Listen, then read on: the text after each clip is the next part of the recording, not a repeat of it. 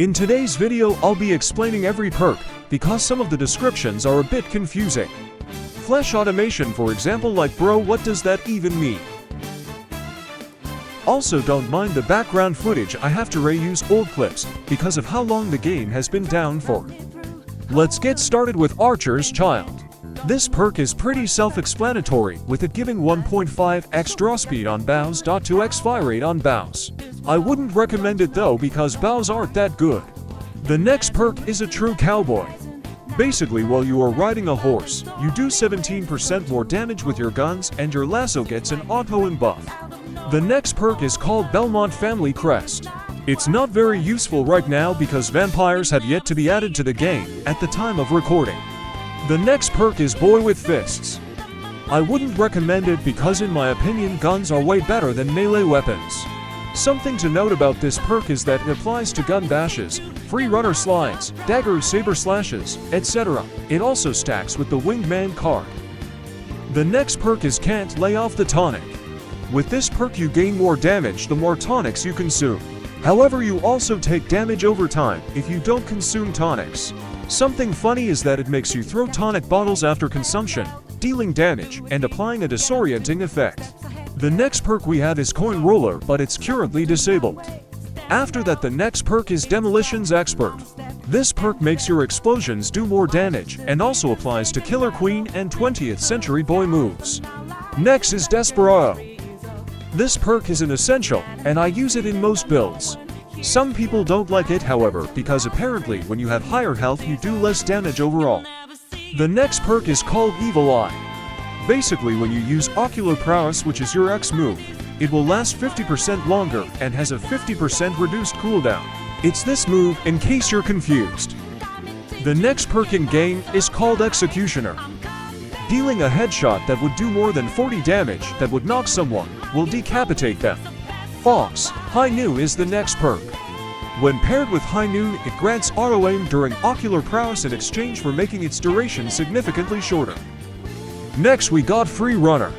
This perk is pretty good for the plus 15 stamina, especially if you have a humanoid stand. It also changes your combat roll into a slide, which can be useful in PvP. The next perk is Poltergeist. It's honestly useless because of the stand drain, and I don't recommend you use it. Moving on to something more useful, we got Quick Draw. It's decently good for close range guns because you can pull it out faster. The next perk in game is Silver Prodigy. It increases base damage of Silver Dagger from 8 to 9. Though this damage buff cannot be stacked with Boy with Fists, it will remain the same. You also need to stock up on Silver Bullets to make use of it. Next we got Secret Technique. When below 40% HP, here is what activates.